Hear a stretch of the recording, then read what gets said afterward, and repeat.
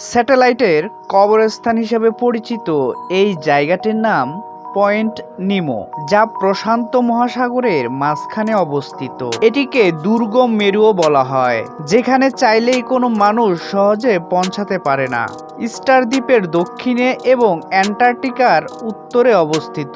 Point নিমোর যেদিকেই আপনি তাকাবেন সেদিকেই শুধু সমুদ্রের জলে ঘেরা। চারিদিকে থাকা নীল সমুদ্রের মাঝে ছোট একটি দ্বীপ। কবরস্থান কিংবা গোরস্থান নামটা শুনলেই আমাদের কেমন যেন গা ছমছমে একটা ভাব আসে। তবে পৃথিবীতে এমন একটি জায়গা আছে যাকে উপগ্রহের কবরস্থান বলা হয়। যে স্যাটেলাইটগুলি মহাকাশে তাদের কার্যক্ষমতা হারিয়ে ফেলে তাদেরকে ওই জায়গায় নিয়ে এসে সমাধি দেওয়া হয়। আপনি একে স্যাটেলাইটের কবরস্থান নামেও ডাকতে পারেন।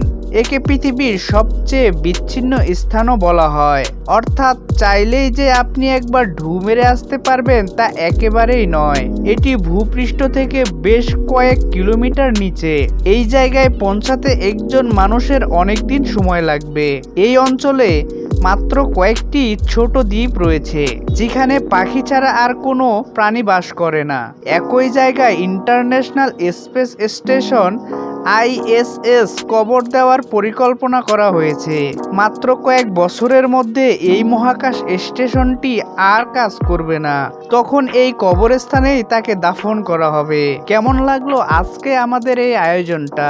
যদি আমাদের ভিডিওগুলো আপনাদের ভালো লাগে তাহলে আমাদের চ্যানেলটি সাবস্ক্রাইব করে পাশে থাকা বেল আইকনটি বাজিয়ে দিবেন পরবর্তী ভিডিওর আপডেট পাওয়ার জন্য।